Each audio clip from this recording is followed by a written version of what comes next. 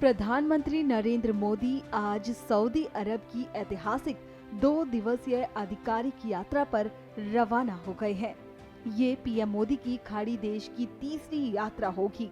इससे पहले वो 2016 और 2019 में रियाद जा चुके हैं।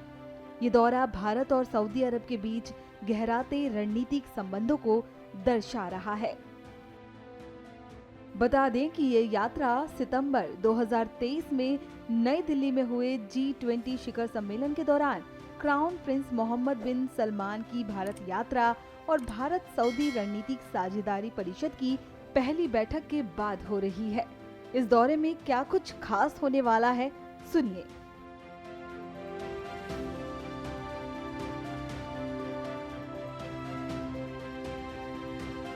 ये यात्रा बहुत अहम है, राइट।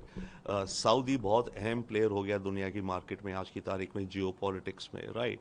पैसा है, तेल है।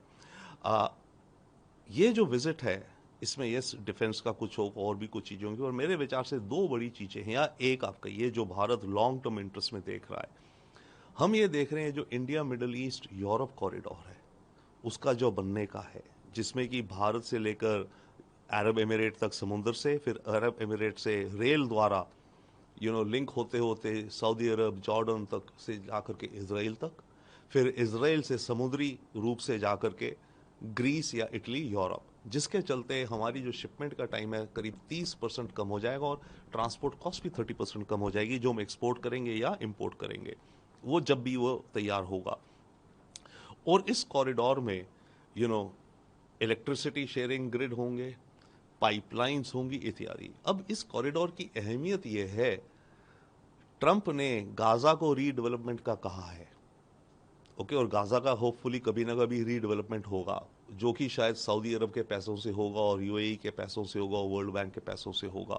जब इतनी बड़ी कंस्ट्रक्शन होनी होगी गाजा में, तो उसमें इंडिया से काफ़ी कुछ माल एक्सपोर्ट होगा, इंक्लूडिंग कंस्ट्रक्शन मटेरियल वगैरह।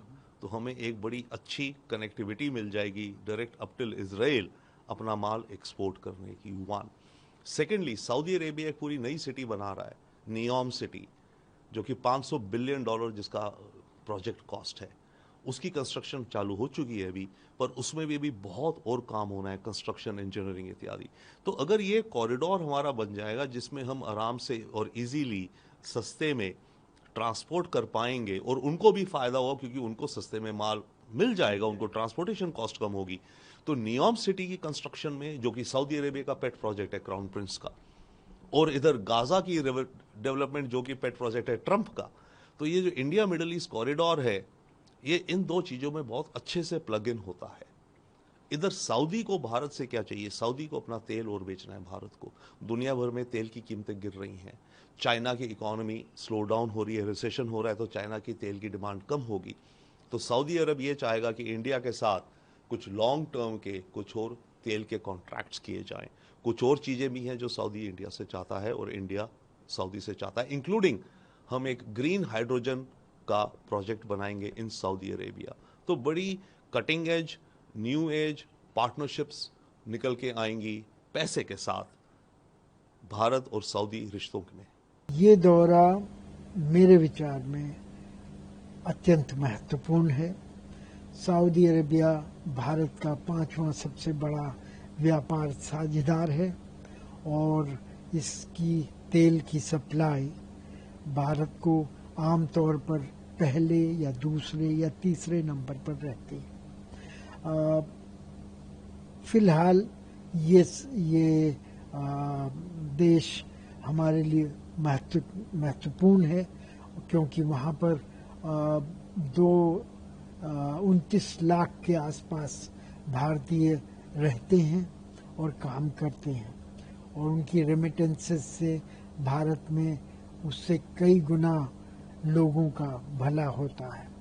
तो उनका वहाँ रहना और उनकी रेमिटेंसों को भारत में अपने परिवारों को भेजना महत्वपूर्ण है। इस समय 2 विषयों को लेकर के ये परिप्रेक्ष्य यात्रा का और भी महत्वपूर्ण होता है। एक तो आर्थिक दृष्टि से जैसा कि आपको पता है और मैंने कहा पहले कि भारत 5वें नंबर का व्यापार संबंध रखता है सऊदी अरेबिया उसके लिए, और सऊदी अरेबिया के लिए भारत 4थे नंबर का व्यापार संबंध रखता है। इन संबंधों को और बढ़ाए जाने की आवश्यकता है। खासतौर पे भारत का व्यापार संतुलन सऊदी अरब के फेवर में है और भारत को तकरीबन 30 या 20 बिलियन डॉलर का घाटा व्यापार में सऊदी अरब के साथ होता है। तो भारत चाहेगा कि सऊदी अरब भारत से और ज़्यादा चीज़ों का आयात करे। दूसरी ओर सऊदी अरब तेल उत्पादक और निर्यातक देश है, दुनिया का सबसे बड़ा तेल का निर्यात करने वाला देश है, लेकिन उसको इस बारे में कुछ दिक्कतों का सामना करना पड़ा है, क्योंकि उसका सबसे ज़्यादा तेल चीन को जाता था, जहां तेल और गैस की खपत कम होती जा रही है। तो दूसरे नंबर पर भारत है, जहां पर कि तेल की खपत काफ़ी बढ़ रही है। तो सऊदी अरेबिया ये चाहेगा कि भारत का जो बढ़ता हुआ तेल का आयात है उसमें उसका अनुपात बढ़े, और इसके लिए मेरे विचार में सऊदी अरब एक आक्रामक रणनीति का इस्तेमाल कर सकता है, जिसमें कि दाम में कंसेशन देना और दूसरी ओर भारत में तेल शोधक कारखानों वगैरह में निवेश करना, ताकि वो सऊदी अरब से ही तेल खरीदें। तो इस दिशा में पहले भी बात हुई है और ये आशा की जाती है कि भारत और सऊदी अरब के बीच में जो संयुक्त सामरिक परिषद है, जिसकी अध्यक्षता प्रधानमंत्री और सऊदी अरब के युवराज करते हैं, उसमें ऐसे कुछ फैसले लिए जा सकेंगे। दूसरी ओर सुरक्षा और रक्षा के बारे में कुछ प्रगति की अपेक्षा है, क्योंकि सऊदी अरब इस समय एक बड़ी ही विषम सुरक्षा स्थिति में मौजूद है। एक तरफ यमन है, दूसरी तरफ गाजा है, तीसरी तरफ ईरान और चौथी तरफ सूडान है।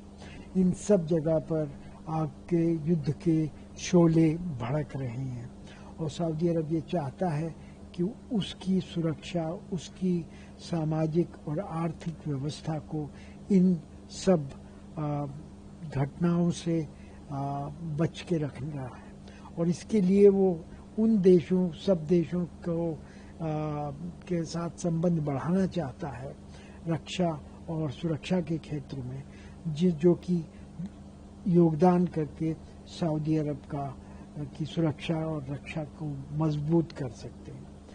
भारत ने इस बारे में अथक प्रयास किए हैं और सऊदी अरेबिया को अंततः ये विश्वास हो गया है कि भारत उसकी सुरक्षा और रक्षा के लिए एक अच्छा मित्र है। तो इस विश्वास को आगे बढ़ाने के लिए प्रयास मेरे विचार में जो सामरिक रणनीति की परिषद है उस पर कुछ अमल हो सकता है।